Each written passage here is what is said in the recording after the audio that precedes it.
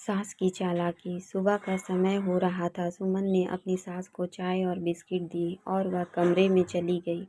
लेकिन जैसे ही उन्होंने अपने बेटे राजू को वॉक से आते हुए देखा घर की तरफ, तो कमरे में झाड़ू लगाने लग गईं। झाड़ू लगाता हुआ देख राजू गुस्से से आग बबूला हो उठा।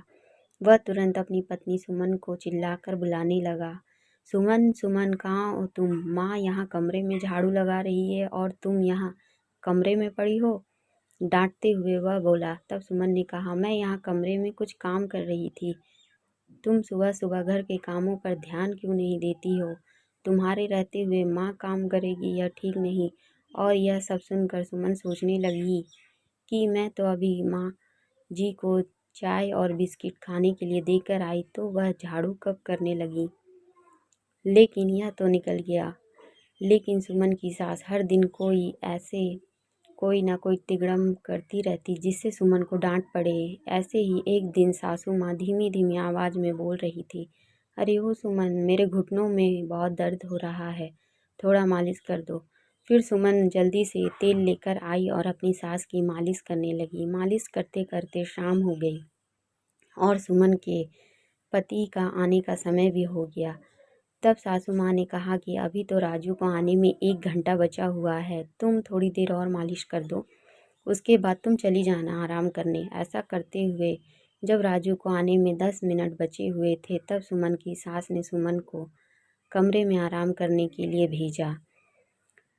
तुम काम करती हो तो फिर मेरी मम्मी क्यों बर्तन धो रही है? और फिर हर दिन सुमन की सास ऐसी हरकतें करती थी, सुमन को डांट पड़े। यह सब देखकर सुमन को समझ में आ गया अपनी सास की चालाकी, क्योंकि वह राजू के सामने काम करने का दिखावा करती थी और सारा दिन आराम करती थी। फिर क्या था, सुमन ने भी ठान ली वह अपनी सास की चालाकी ज़्यादा दिन चलने नहीं देगी, उन्हें सबक सिखा कर रहेगी। फिर सुमन सुबह जल्दी उठकर नाश्ता बना देती और राजू के मॉर्निंग वॉक आने से पहले जब समय हो जाता तो अपनी सास को चाय बिस्किट देती और राजू के सामने उनकी और भी ज़्यादा खातिरदारी करती। यह सब देख राजू खुश हो गया। सुमन सारा काम जल्दी से निपटा कर अपने कमरे में आराम करने चली गई और उधर उसकी सास यह सब देखकर उसे चैन नहीं मिल रहा था, तो वह सुमन को आवाज़ लगाने लगी कि सुमन, मेरा चश्मा नहीं मिल रहा है, तुम मेरा चश्मा ढूंढ दो। सुमन बोली अपने मन में, चश्मा तो सामने टेबल पर ही रखा हुआ है, लेकिन उन्हें उठकर लिया नहीं जा रहा। तभी फिर कमरे से आवाज़ आई, लेकिन सुमन अपने कमरे में ही पड़ी रही, वह बाहर नहीं आई। तब सासू माँ सुमन के पास गई और बोली, क्या महारानी जी, इतनी नींद में हो कि मैं तुम्हें बुला रही हूँ और तुम्हें सुनाई भी नहीं दे रहा है? मेरा चश्मा नहीं मिल रहा है। तो सुमन बोली, माँ जी, सामने में ही तो रखा हुआ है टेबल पर। यह सब सुनकर उसकी सास गुस्से से लाल हो गई।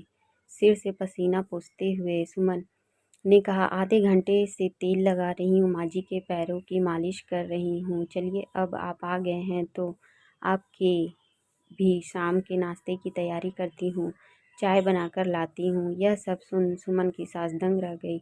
वह मन ही मन सोचने लगी कि सुमन को अभी आए हुए 15 मिनट भी नहीं हुए और वह कह रही, आधे घंटे से मालिश कर रही हूँ और मैं राजू के सामने काम करने का नाटक भी नहीं कर पाई। यह सब देख राजू अपनी माँ के सामने सुमन की तारीफ करने लगा कि देखा माँ, सुमन कितनी अच्छी है, घर का सारा काम करती है, तुम्हारा भी कितना ध्यान रखती है।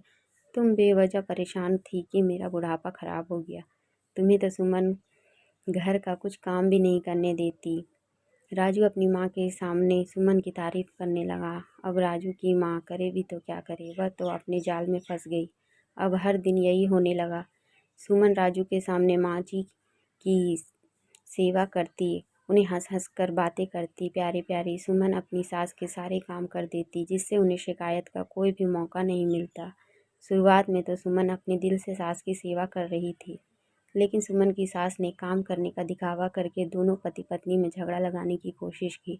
अब सुमन भी सास की 10 मिनट की सेवा को बड़ा करके दिखाएगी, क्योंकि यह रास्ता उसकी सास ने ही उसे दिखाया।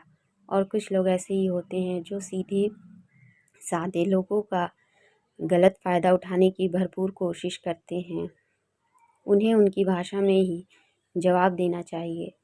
और यह सुमन ने भी अपनी सास की चालाकी से परेशान होकर यह रास्ता चुना। तो दोस्तों आज की कहानी आप लोगों को कैसी लगी कमेंट में ज़रूर बताएं। कहानी पसंद आई हो तो वीडियो को लाइक करें, चैनल को सब्सक्राइब करें। कहानी सुनने के लिए बहुत बहुत धन्यवाद। मिलते हैं अब अगली कहानी पर।